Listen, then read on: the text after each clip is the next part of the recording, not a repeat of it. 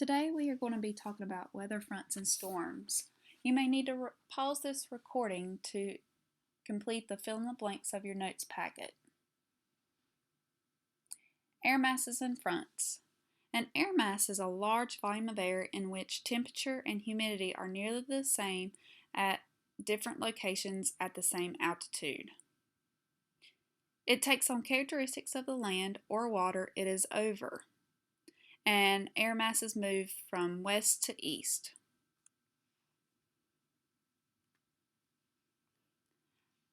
The four characteristics of air masses include continental, which has a dry climate, maritime, which has a moist climate, tropical, which has a warm climate, and polar, which has a cold climate. The four different types of air masses that are observed throughout the world include continental tropical, continental polar, maritime tropical, and maritime polar. Continental tropical would be a dry and warm climate. Continental polar would be a dry and cold climate. Maritime tropical would be a moist and warm climate, and maritime polar would be a moist, cold climate. Front. A front is a boundary between air masses. A cold front is where cold, dense air pushes warmer air out of the way, and a warm front is where warm air pushes colder air.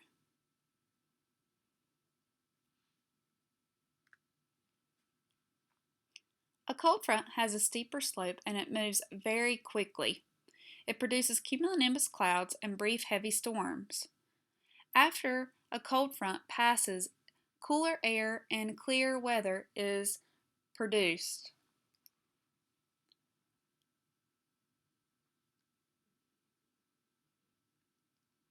A warm front has a gradual slope and it moves much slower. Cloudy skies are produced and steady rain or snow is produced as well.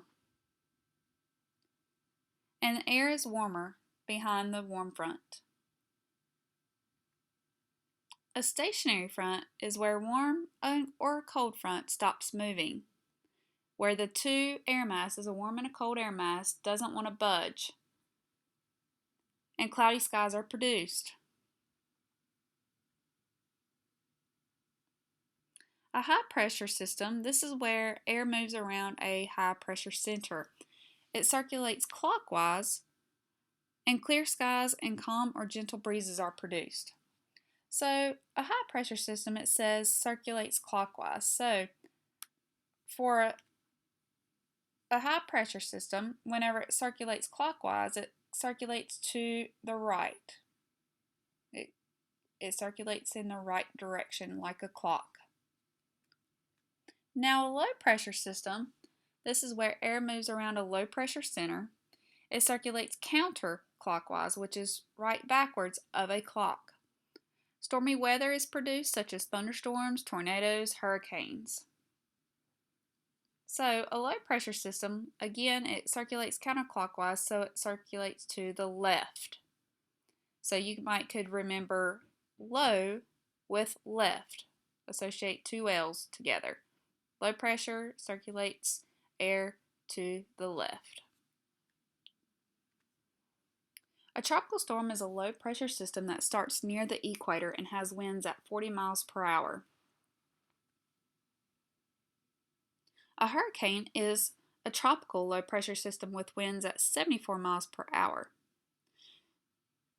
So in order for a tropical storm to be classified as a hurricane, a tropical storm has to gain strength. It's got to gain strength in winds in order for it to be classified as a hurricane. That's the next step up, a Category 1 hurricane. Well, a hurricane isn't always called a hurricane around the world. It's the same type of storm, however, it has been given a different name depending on the location that it affects. In the Indian Ocean, it is referred to as a cyclone. In the Western Pacific Ocean, near China, Japan area, it is referred to as a typhoon. So a hurricane, a typhoon, and a cyclone are all the same type of storm. It's just given a different name depending on where it's located. And here is a picture of what a tropical storm looks like.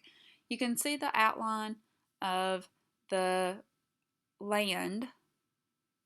This is in Mexico. And you can see the clouds up above. Okay, this is the tropical storm. And clouds again are made up of what? If you said water vapor, water droplets, you are correct. Okay, and here is a picture of hurricane. And to be more specific, this is Hurricane Katrina, right before it made landfall in Mississippi, Louisiana, Alabama area. And as you can see, it is very organized. It's got a lot of clouds, and the center of it is referred to as the eye. Hurricanes take place from June 1st to November 30th. That is considered hurricane season. However, most occur during August, September, and October because, remember, going back to the land and sea breezes, land heats up faster than the ocean, and land also cools faster than the ocean. So the ocean is still very warm. It's at its warmest during August, September, and October.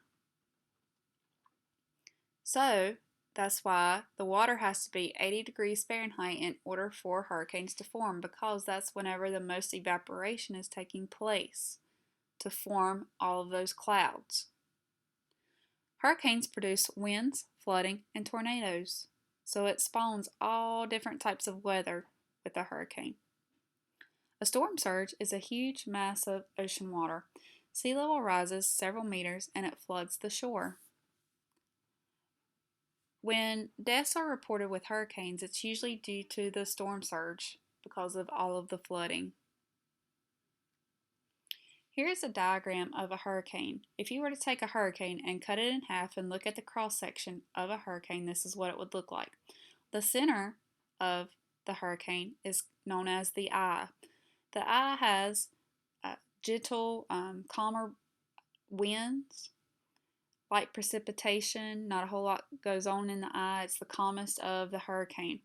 Then you've got the eye wall. The eye wall is directly around the eye. That is the most dangerous part of the hurricane. It's got the strongest winds, the heaviest rains. Then on the outer part of a hurricane, these are known as the rain bands. The rain bands is where you get most of your precipitation, where all your flooding comes from. This is another diagram of what a storm surge looks like. This is a beach that has a gradual slope, and normal tide for this beach would be 2 feet. It would go in 2 feet. Well, when you have a hurricane coming in, it applies pressure on the surface of the ocean and it pushes it toward the shore. Hey, here's your computer. And when it pushes it toward the shore, it floods and makes the ocean water rise. So a 2 feet high tide would be increased to 17 feet because of the 15 feet storm surge.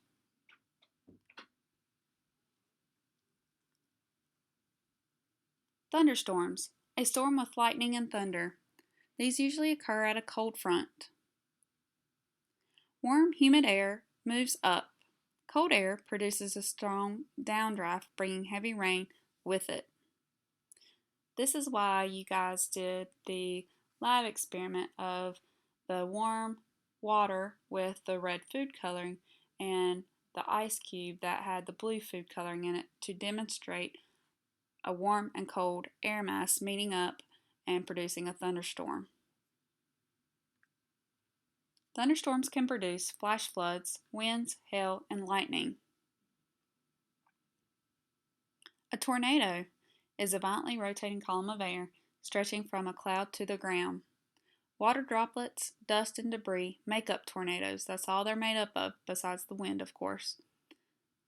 Most tornadoes occur during the spring and summer months, during March through June. However, most tornadoes strike in April and May because of the temperature changes.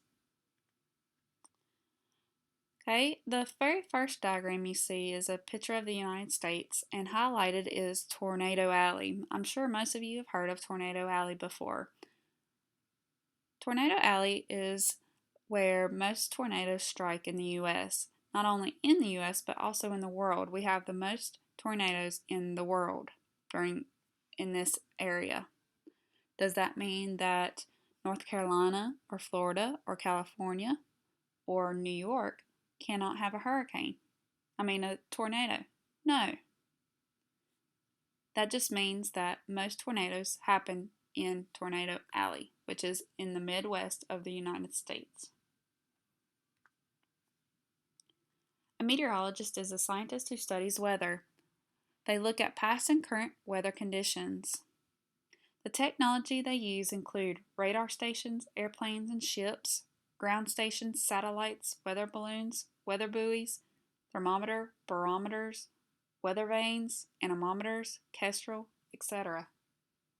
These are just the most popular ones that meteorologists use.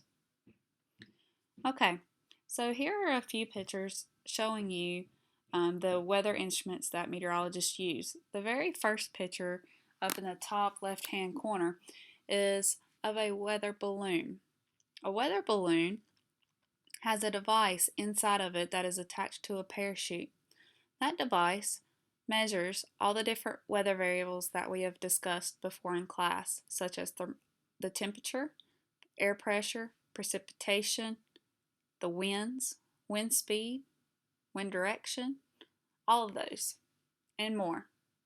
What happens is whenever the balloon is released and it hits a certain altitude in the atmosphere, it pops and it brings that device back to the Earth's surface. Meteorologists gather that data and enter it into the system. The second picture you see is of a weather satellite. The bottom left-hand corner has a picture of Doppler radar. So whenever you're watching the nightly news or the morning news and you're watching the weather report and you see the map with, let's say, there's rain coming in the area and you see the green shading with the yellow or the red shading, well, you're getting that information from Doppler radar, which a lot of students say looks like a soccer ball. Then the bottom picture is of a weather buoy. These can be either anchored or free floating out in the ocean. They not only measure ocean currents, the direction and the temperature of ocean currents, but they also measure air pressure, temperature, precipitation, and many other weather factors. The next picture you see is a picture of an aircraft. That is a hurricane hunter. A hurricane hunter flies through hurricanes and collects data of the weather variables that we've discussed in class before. The picture in the top left-hand corner is of a barometer that measures air pressure. The next picture you see is of a thermometer that measures temperature. The picture beside of that, with the rooster at the top, is of a wind vane or a weather vane. It measures wind direction. The picture in the bottom left-hand corner is a picture of an anemometer that measures wind speed. The next picture over is of a kestrel. A kestrel is a handheld device that not only measures air temperature, pressure, it also measures altitude, wind chill, humidity, wind speed, wind direction, and many other variables as well. Then the next picture is a picture of a weather station that measures everything that we have already discussed of the weather variables. Okay, weather maps. Weather maps have several different things plotted on them, and they include fronts, pressure, precipitation, temperatures, wind speed and direction, dew point, and cloud cover.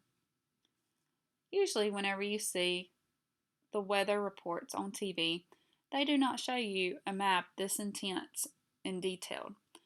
These are the types of maps that meteorologists use to interpret the data to be able to report to you what to expect the weather to be.